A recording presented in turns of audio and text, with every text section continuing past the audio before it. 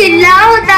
आई साहेब विचार करू लागले, हा किल्ला आपल्या स्वराज्यात का नाही. तेवढ्यात तिथे शुभा आले. म्हणाले, आई साहेब काय आहे आपल्या मनात. आई साहेब म्हणाल्या, हा सोन्याच्या किल्ल्यांचा प्रचंड उघड किल्ला आपल्या स्वराज्यात का नाही. आईची इच्छा कशी न करावी. शुभाने कोंडा नागायचा प्रयत्न केला. शुभा विचार करू लागला, या कामगिरीला कोण योग्य असेल. तेवढ्यात त्यांच्या डोळ्यासमोर आला तानाजी मालुसरे यांचा खेळगडी.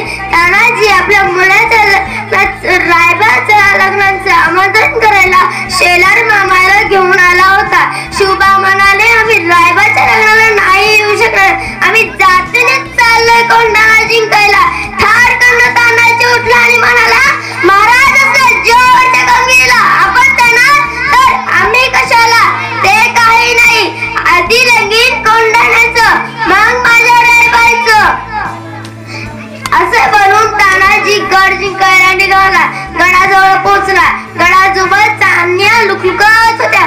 गडाजवळ ग्रुप बंदर पडला होता. तानाजी सूर्याची लावला, सूर्याजी तू 500 मावळे घेऊन कल्याण दरवाजा गाठ. मी 300 मावळे घेऊन गड चढतो. ज्या रस्त्याने तानाजी गड चढणार होता त्यावर खोल दरी होती. तानाजीने तोच रस्ता मांडला.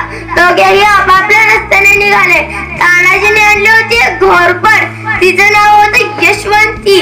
हा असा प्राणी आहे जो भिंतीला चिपकून बसतो. तानाजीने घोरपड गडावर टाकली, पण यशवंती दोनदा वाली पडली. तानाजीला आला राग. तानाजी म्हणाला, यशवंते, आता जर खाली पडलीस तर खंडोळी करेल तुझी. हे काय. बसली की यशवंती गडाला चिपकून. मावळे भराभर गड चढले, पण एवढ्यात पहारेदारांना मावळ्यांची चाहूल ऐकली. मावळे लढण्यासाठी तयार राहिले. मावळे गड चढले. गडावर पोहोचल्यास कल्याण दरवाजा उघडला. मावळे लढू लागले. तानाजी एका सिंहासारखा लढत होता. एवढ्यात किल्ल्याच्या शेजार उदयबानला ही बातमी कळली. उदयबान मैदानात उतरला. उदयबान आणि तानाजी एका सिंहासारखे लढत होते. पण उदयबानचा एक भार तानाजीच्या हातावर लागला. तो भार एवढा होता तानाजी घायला, पण तानाजी डबकला नाही. तानाजीने हातावर गुंडाळा लागला की बाद लढायला, पण घात झाला. दोघेही खाली पडले. तानाजीला खाली पडलेलं पाहून मावळे पळू लागले. एवढ्या सूर्याजीने हे पहिलं सूर्याची गडाजवळ गेला. ज्या गडावर ते वर चढले ती दोरच कापून टाकली आणि मावळा म्हणाला, अरे तुमचा बाप इथं खाली पडलाय, तुम्ही भागोबाईसारखं पळताय काय. मागे फिरा. मी गडावरची दोरच कापून टाकली. गडावरून खाली उडी टाकून मरा नाही तर शत्रूंसंग लढा. एवढा शब्द ऐकून मावळे लढू लागले.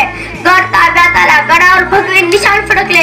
ही बातमी महाराजांना कळली. महाराज म्हणाले, गड आला पण माझा सिंह गेला. धन्यवाद.